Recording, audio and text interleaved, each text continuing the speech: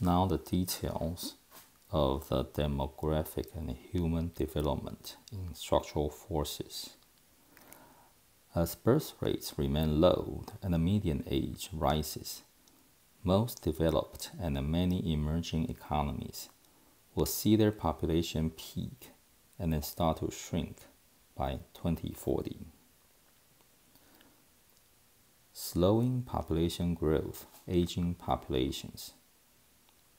During the next 20 years, the world's population will continue to increase every year, adding approximately 1.4 billion people to reach an estimated 9.2 billion by 2040. But the rate of population growth will slow in all regions. Population growth in most of Asia will decline quickly, and after 2040, the population will begin to contract. Although India's population growth is slowing, it will still overtake China as the world's most populous country around 2027. As birth rate remains low and the median age rises, most developed and a handful of emerging economies will see their population peak and then start to shrink by 2040, including China, Japan, Russia, and many European countries. In contrast, Sub-Saharan Africa will account for around two-thirds of global population growth and is poised to nearly double its current population by 2050, portending extensive strengths in infrastructure, education, and healthcare. Aging, an opportunity and a burden. The combination of fewer children per woman and people living longer will see the global population age rise from median of about 31 years in 2020 to 35 in 2040. In middle-income countries, falling birth rates and older population can facilitate human development. Improvements through an increased share of working age adults in the population, more female population in workforce, and the increased social stability associated with older cohorts. However, shifting age structure will challenge some governments, including some developing countries that are aging before reaching higher income, such as China and Eastern Europe, and poor countries with struggling youth cohort that will struggle to build sufficient infrastructure. Older population. Rising old age dependency ratio. The population age 65 and older relative to the working age population can weigh on growth even with adaptive strategies, such as automation and increased immigration. In many older countries, including a number of advanced economies, the cohort over 65 is likely to approach 25% of the total population by 2040, up from only 15% as recently as 2010. Japan and South Korea are likely to reach median age of more than 53 in 2040, up from 48 and 44 respectively. Europe is now far behind, with a projected average median age of 47, and Greece, Italy, and Spain are likely to age faster. These countries are likely to see further productivity slowdown in the coming decade because older workers usually show fewer productivity gains, and a greater share of national income will be diverted to pensions and health care for seniors. Working age populations. Countries with large working age cohort and a relatively few young and old dependents have the potential for higher household saving that can be directed to investment in human development. During the next 20 years, South Asia, Latin America, and the Middle East and North Africa will be in its window of high working age population relative to below working age and retired dependents. 68% of South Asia's population will be of working age in 2040, up from an already elevated 66% in 2020. Latin America and the Middle East and North Africa probably will also benefit from peak working age population proportions of above 65% in the coming 20 years. This opportunity for higher potential economic growth will occur only if those workers are adequately trained and can find jobs. South Asia's ongoing challenge in job creation, technology adoption, and skill training suggests that it will have difficulties fully leveraging its potential labor forces. Youth population.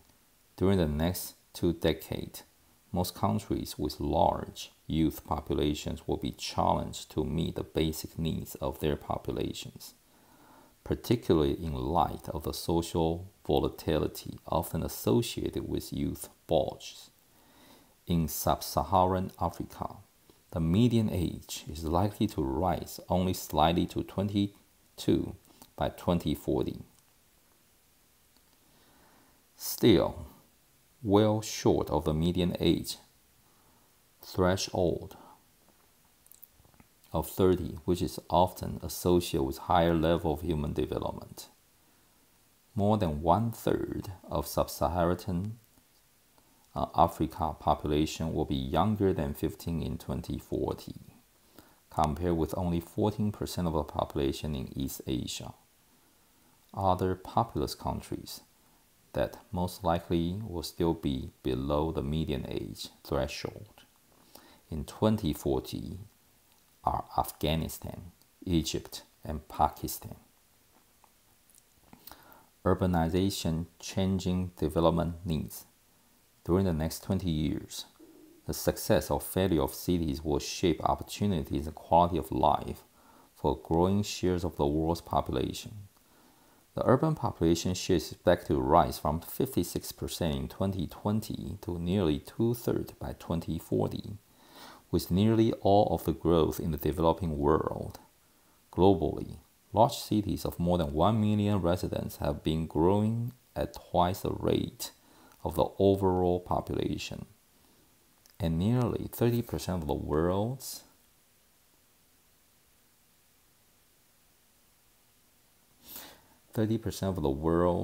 population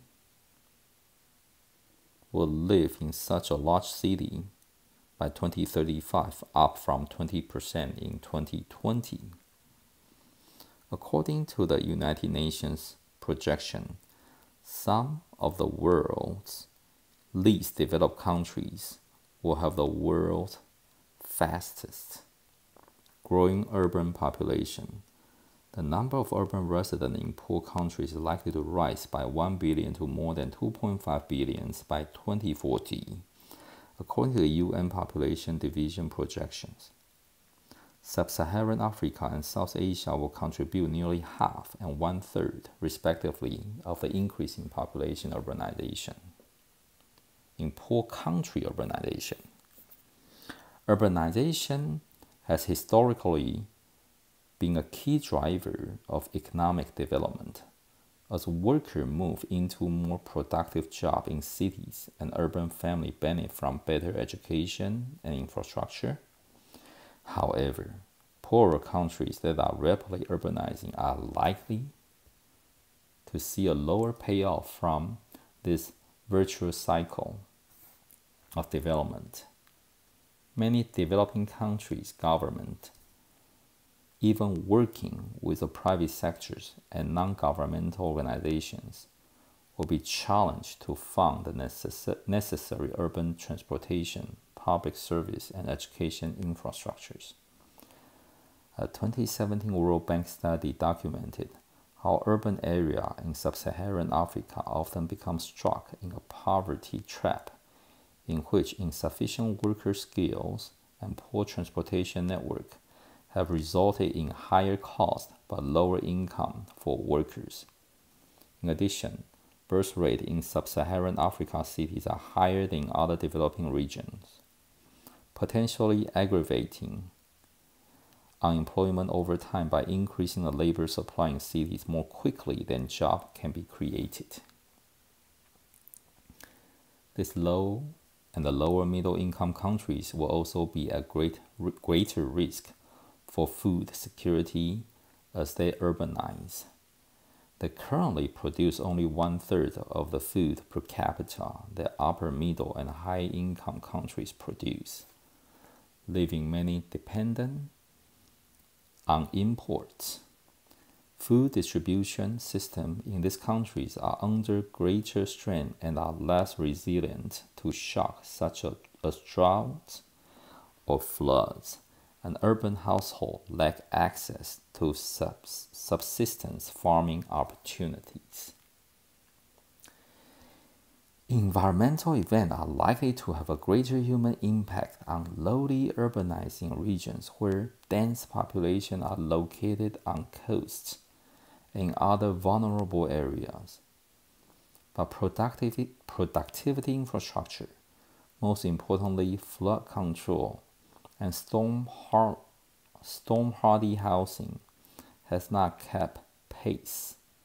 Booming cities of middle-income East, Southeast, and South Asia, as well as a low-income urban area of Eastern and Southern Africa, are already exposed to the highest number of disasters per capita based on statistics from the Emergency Event Database.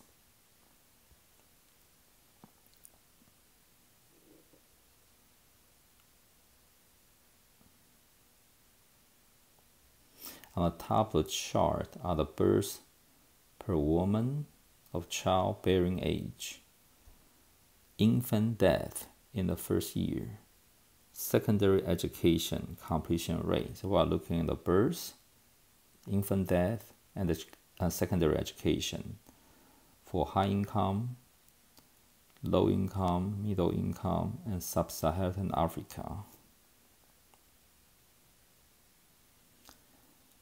Associated human development challenges. Many countries will struggle to build on or even sustain decades of significant improvement in education, health, and poverty reduction. During the past 20 years, at least 1.2 billion people were lifted out of poverty. That is, their income surpassed $3.20 a day, which is equivalent to the average poverty line in low-income countries. In addition, nearly 1.5 billion reached the middle-class income level of at least $10 a day through a virtuous cycle of economic growth and human development in every region. Basic improvement in healthcare, education, and gender equality generated rising per capita income, and in turn, the physical capacity for household and government to fund further improvement, especially in less developed countries. However, sustained progress in some countries is likely to be more difficult during the coming 2 decades, particularly given the potential for slower and uneven economic growth. Many of the next level human development, including secondary and higher education, and digital skill training, networked and efficient urban infrastructures, and improved opportunity for women and minority groups, require overcoming social impediment, improving political stability, and increasing government or private investment in public service. In much of the developing countries, initial gains in human development focus on moving people out of subsistence farming into wage-earning jobs, and making basic progress on health, education, and gender equality. In middle-income countries, this easier target have already been achieved. Infant mortality, for example, is minimal, and almost everyone receives primary education. but complex new challenges such as pollution and non-communicable disease are rising. Given the rapid expansion of middle-income households during the past 2 decades, governments may struggle to meet the needs and expectations of a more urbanized, connected, and vastly expanded global middle class.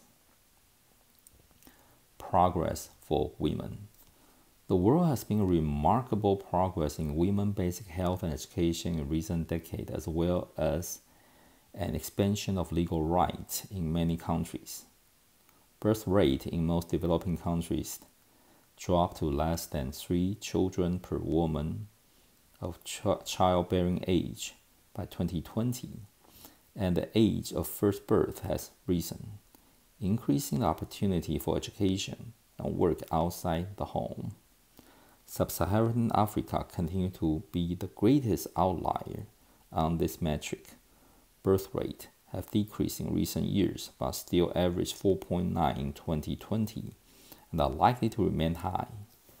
Maternal mortality has been reduced by more than 1/3 during the past 20 years, with South Asia accounting for most of the improvement. Most developing economies have rapidly reduced the gap in educational attainment for girls. Although the average number of years of education for girls is still only 81% of the years for boys across sub-Saharan Africa, a gap between that region and the rest of the developing world that is unlikely to close during the next 2 decades.